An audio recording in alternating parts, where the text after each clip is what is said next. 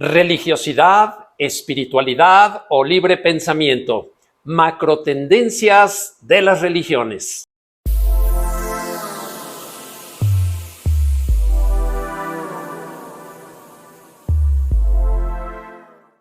Amigas y amigos, sentirnos a gusto en la diversidad de creencias, disfrutando y conociendo más de la nuestra propia, es uno de los objetivos en este muy particular video. Así es, durante nuestros Learning Tours hemos descubierto que en otros continentes y países hay diversas religiones y cuando durante los recorridos entramos a visitar los diversos templos, iglesias, mezquitas, sinagogas, etc., las actitudes y la curiosidad de muchos de nuestros acompañantes han superado la calidad de respuestas de muchos guías locales, por lo que hemos creado este video como una preparación para podernos ubicar a mayor profundidad en nuestros próximos Learning Tours y al mismo tiempo aprender además a respetarlas, a darnos cuenta a través de la comparación del valor de la nuestra propia y lo más importante, nuestro desempeño en ella. Así es, amigas y amigos. Todos nosotros tenemos nuestras creencias que hoy vamos a cambiar el término por convicciones, porque creencias me suena demasiado light, superficial y tal vez ingenuo. Convicciones implica que ha habido un proceso de reflexión y pues bien, hemos podido constatar que quienes están suficientemente bien preparados en su propia religión o bien en sus convicciones de libres pensadores, al regresar de un recorrido de religiones comparadas, siempre reafirman más sus propios valores. Vamos a iniciar con una imagen histórica que tengo aquí a mis espaldas. Una fotografía que requirió más de 2000 años de dolorosa historia para llegar a ella. Se trata del abrazo entre el Papa Francisco, el rabino Abraham Skorka y el líder musulmán Omar Abud, que supera las diferencias y conflictos entre las tres grandes religiones. Cristianos, judíos y musulmanes se reencuentran felizmente en el nuevo milenio. Vamos a comenzar por recordar que estas tres grandes religiones descienden de un mismo profeta llamado Abraham. Así es. Recordemos por un momento los milenios de guerras internas, persecuciones, inquisiciones, conflictos, injusticias y demás actos salvajes que se cometieron entre las religiones. Las cruzadas, la reforma protestante, conflictos entre irlandeses y católicos o allá en la India entre hindús y musulmanes, etc. Pues bien, hoy vivimos una relativa paz que en tiempos de globalización, aprendiendo las lecciones del pasado, debemos de buscar el respeto por las demás religiones. Y aquí yo quisiera iniciar por presentar los nuevos valores que vamos a compartir. Respeto, tolerancia y admiración. Comencemos con algo un tanto más autóctono o tal vez primitivo. Los africanos tienen un término que se dice sawubona, que es un saludo que quiere decir yo te respeto y yo te valorizo y eres importante para mí. Entonces, las personas le responden shikoba, que significa entonces yo existo para ti. ¿Qué sucedería si tomáramos en serio este rasgo cultural africano para llevarlo al mundo de las grandes religiones? Pues bien, hoy vamos a hablar de la macrotendencia de la unidad de las religiones basada, como vimos, en estos tres valores: tolerancia, respeto y admiración. Y para ello vamos a conocer la futurología, es decir, el número de seguidores de cada religión en cifras de millones. En primer lugar aparecen los cristianos, es decir, la cristiandad. Católicos, protestantes, ortodoxos, etcétera, que sumamos 3.054 millones. En segundo lugar, los musulmanes, integrando a los chiitas y sunitas, que que son 2.987 millones. Como vemos, casi están alcanzando a la cristiandad. En tercer lugar, los hindúes, que son 1.392 millones, con la particularidad que la gran mayoría viven dentro de la India. Los no afiliados, es decir, que practican religiones, pero que no son ninguna de estas mayores, 1.202. Posteriormente, los budistas, 461 millones, particularmente en el sudeste asiático. Después vienen las religiones populares, que son 440 millones, y los judíos, que tan solo son 16.3 millones. Todo esto es una evaluación que hizo el Pew Research Institute, que es uno de los más serios a nivel mundial. Bueno, si queremos ahora analizar cuál es el impacto que las religiones siguen teniendo en el mundo, pues tenemos otra tabla comparativa. India es el país que más cree que la religión hace a la gente mejor. Japón y Suecia, los más indiferentes, según Ipsos. Vamos a aclarar esto un poco más. India es un país tan espiritual que es el que más involucra los aspectos religiosos en su conducta, en su quehacer diario, en las rutinas, en la política y hasta en la economía. En cambio, Japón y Suecia, debido a su gran adelanto de tipo material y tecnológico, son las naciones que menos importancia le dan al asunto. En medio de ellos, todos los demás países del mundo, desde luego México, que aquí lo podemos ubicar. Pero, diferente a todo esto es la importancia de la religión que varía de país en país.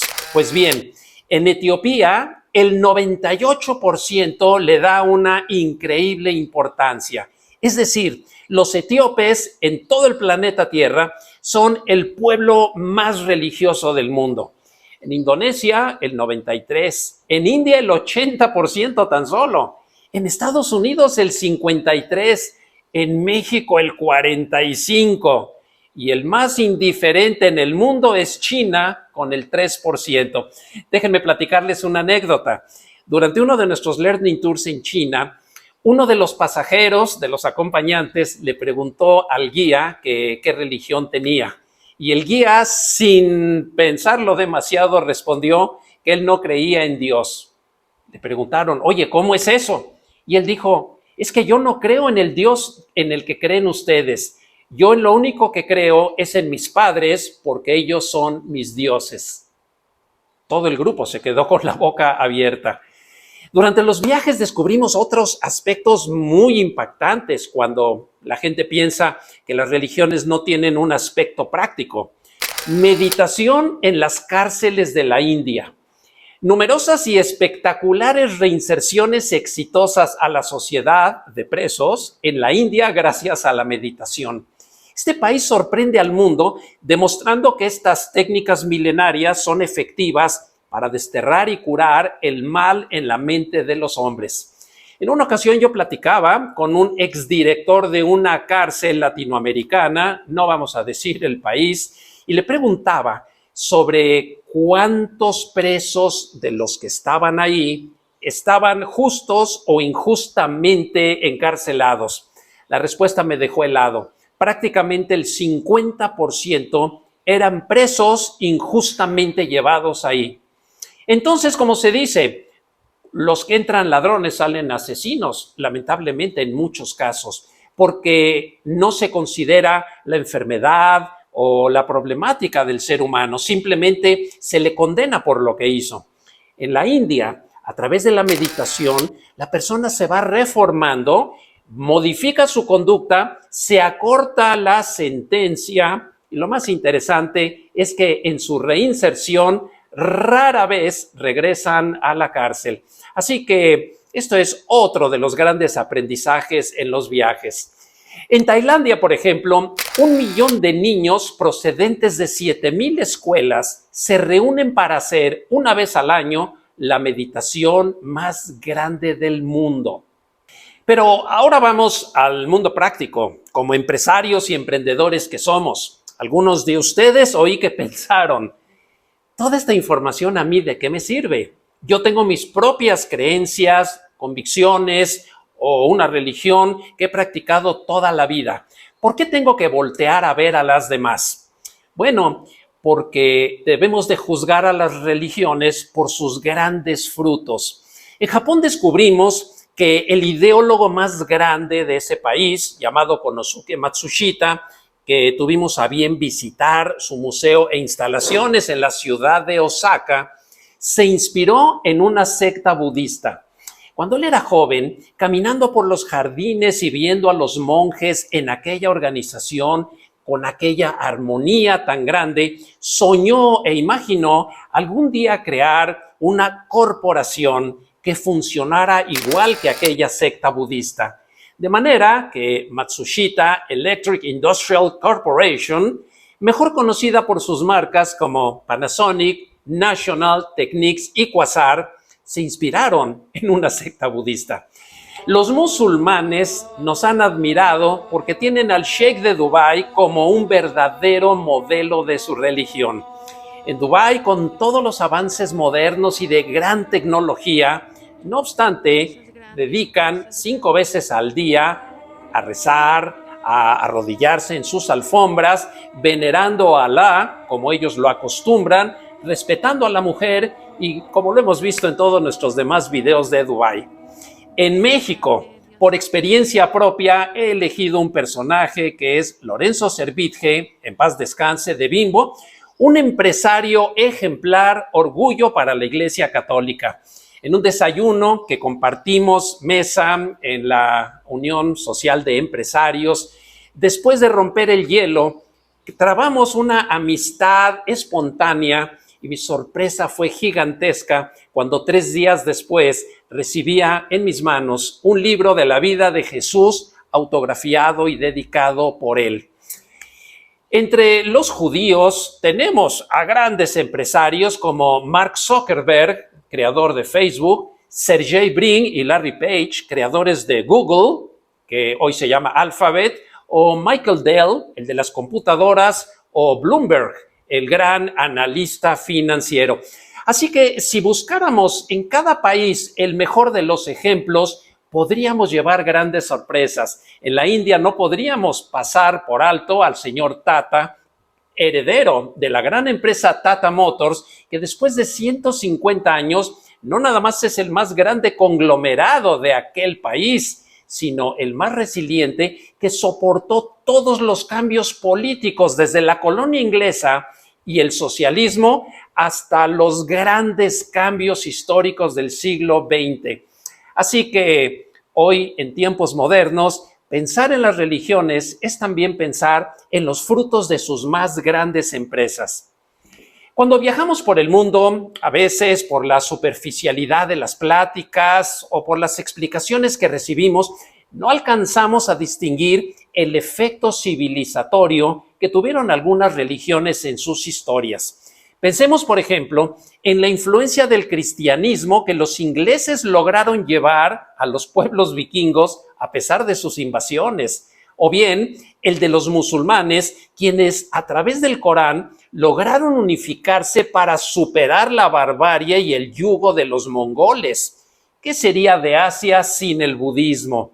En otras palabras, independientemente a nuestras convicciones y a la religión que hayamos elegido, cuando llegamos a un viaje de a de veras, estamos iniciando, sin desearlo, un estudio de religiones comparadas y más vale ir un poco preparados para evitar las reacciones que en algunos casos hemos llegado a palpar: escepticismos, burlas, fanatismos, contradicciones o crisis existenciales. Todo eso vamos a llamarle la adolescencia de la espiritualidad. Hace algunos años, escuchando a un sacerdote jesuita en su sermón en una misa, decía que todos tenemos derecho a elegir nuestra religión, a pesar de ya tener alguna.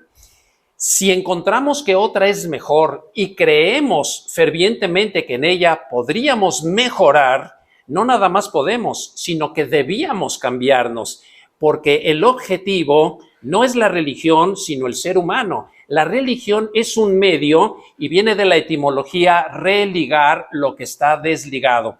De manera que si después de analizar muchas otras ajenas, como ocurre, regresamos a nuestro país fortificados, enriquecidos, vamos a encontrar una profundidad en nuestra propia religión que sin ese viaje no podríamos haber detectado. Pues bien, por otro lado, no todos los pueblos son igual de intensos en la misma religión. A veces pensaríamos que si toda Europa es cristiano, todos los países son iguales, pero no es así.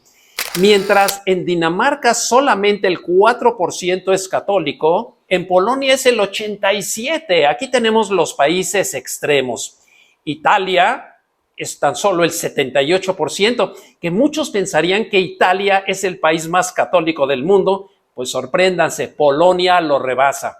España apenas el 60% y Reino Unido, es decir, Inglaterra, el 19%. ¿Por qué Polonia es tan católica y Dinamarca tan poquito? Preguntas que nos hacemos en los estudios durante los viajes.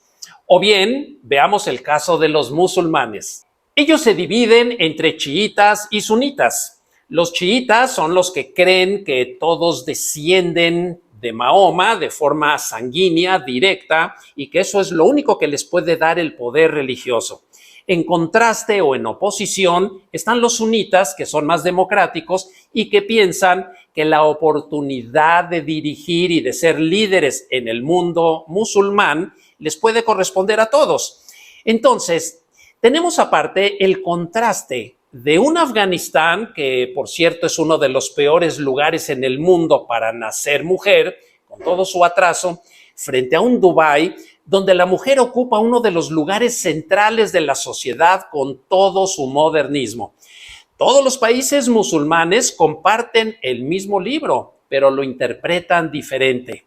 El Corán no prohíbe el progreso, ni la tecnología, ni la invención humana. Al contrario, todo aquello que beneficia a la humanidad es positivo, y esto explica la vocación futurista de Dubái y de los Emiratos Árabes, que tienen una posición más clara frente a la ciencia que muchos países latinoamericanos. Por sus principios, ellos no consumen alcohol y tienen un índice de violencia mínimo, y por ello Dubái es la ciudad más segura para las mujeres en el mundo. La India, que nos podría parecer tan exótica y politeísta, olvidamos que tienen una trinidad y que al mismo tiempo es monoteísta porque todo parte de un mismo Dios. Voy a explicar. Brahma, Vishnu y Shiva, los tres al mismo tiempo emanan de Brahma, lo cual, como dije, los haría monoteístas en medio de su politeísmo. Además, a estos tres dioses los sintetizan en las letras G-O-D, que en inglés significa God o Dios. La G es generator, es decir, el que genera. La O es observator, el que está observando. Y la D es destroyer, es decir, el que transforma. Brahma genera, Vishnu visita o conserva y Shiva destruye o transforma. Las tres fuerzas de la naturaleza.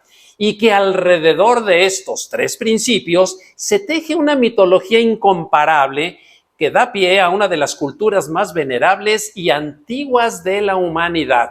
Se dice humorísticamente que la India tiene 1.400 millones de religiones porque cada hindú teje su propia religión en base a este patrón. Para quienes creen que la tecnología está peleada con la religión, les compartimos otra sorpresa que tuvimos en Japón al haber conocido al androide Minder, quien nos explicó las enseñanzas de Buda. Con un poco de ironía, inició su ponencia este robot androide diciéndonos al grupo: el apego por las cosas materiales en el budismo es la raíz de todos los sufrimientos. Yo, como soy un androide, no tengo ningún apego y tengo más posibilidad de ser feliz que todos ustedes. Así empezó. El grupo se quedó con la boca abierta. El androide nos daba lección de no tener apegos materiales. Nadie había explicado el budismo de una manera tan clara y sencilla. Después vendrían todas las explicaciones que tomaron 2 horas, pero la esencia la recordamos con mucha claridad. Por ello, Louis Pasteur alguna vez afirmó: poca ciencia te aparta de Dios, mucha ciencia te lleva a Él. Para comprobarlo, el Premio Nobel de Química en el 2001, quien fue uno de los autores de la secuencia del código genoma, como lo apreciaremos en nuestro video sobre la genética, Michael Collins, escuchen esto, era ateo. Pero cuando descubrió la inmensidad del misterio de la genética, quedó tan maravillado que, dicho por él mismo, empezó a creer en Dios, pues al igual que todos los grandes sabios, concluyó que la gran obra no pudo haber sido solamente una suma de coincidencias. Había demasiado orden y perfección para ser tan simplista. Mientras muchos pseudocientíficos son ateos, como Dios manda, los que verdaderamente alcanzan los altos niveles del conocimiento pareciera que encontraron una conexión con la más grande de las causas del universo. Pero regresando al cristianismo y con el tema del conflicto del dinero, en resumen, para los que creen que este es malo y que no puede existir ninguna virtud alrededor de él, reflexionemos en que tal vez pocos se estarán acordando de la parábola del buen samaritano acerca de qué habría pasado si solo hubiera tenido buenas intenciones. Pero la realidad es que aquel buen samaritano, cuando encontró a aquel hombre herido, al que todos le habían dado la espalda, no solamente lo llevó a que lo curaran y que lo alojaran en un mesón, sino que también, como tenía dinero, lo usó inteligentemente y generosamente para ayudar, entregó ese dinero y se marchó. Por ello, el dinero no es bueno ni malo en sí, es tan solo un amplificador de las tendencias morales del ser humano. Quienes visitan India y solamente ven pobreza y miseria, olvidan que no existe mejor medicina que ayudar al cuerpo a curarse a sí mismo. La mente es el instrumento por excelencia para mantener la armonía y la salud, y esto se consigue solo a través de la disciplina.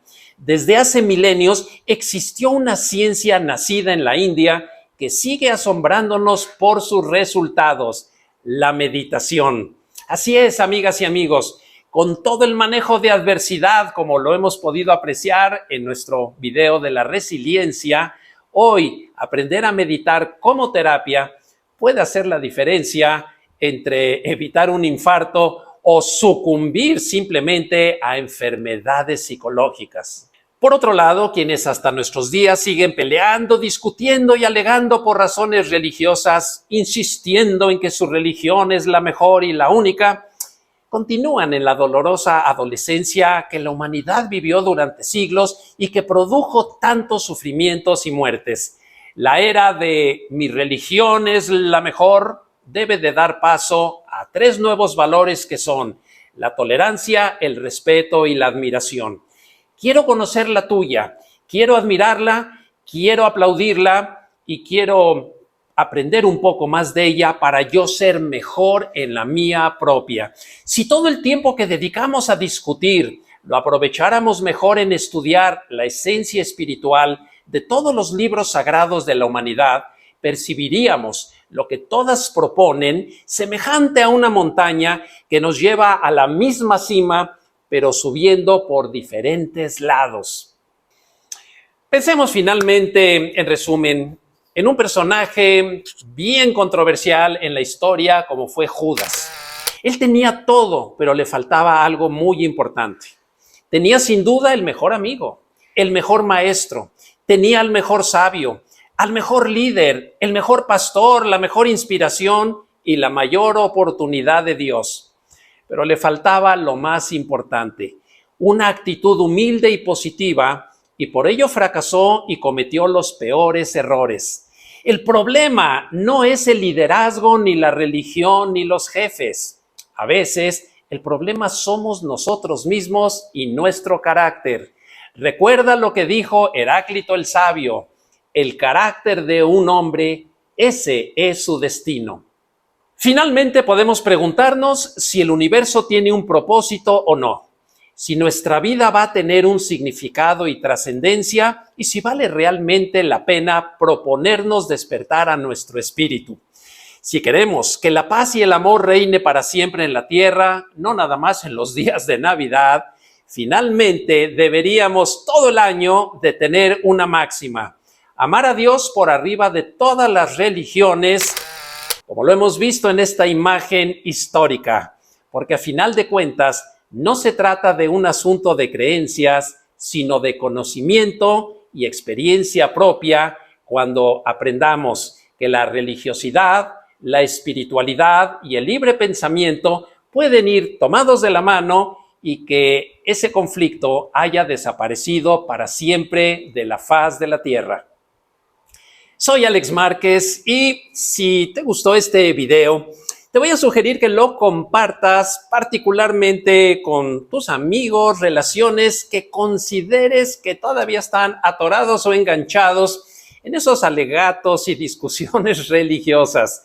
Bríndales un poco de bases para elevar el nivel de la conversación, para enriquecerlos a todos, sobre todo en la idea de la unidad, en que busquemos más la convergencia que la divergencia. Y bueno, si algunas de estas imágenes te han agradado, solicita tu Eidepedia para que las puedas estudiar más a fondo. Si no la tienes, ya es momento de solicitarla. Déjanos tus comentarios, danos like si te agradó y lo más importante, acompáñanos a nuestro próximo Learning Tour y también al siguiente video. ¡Hasta la vista!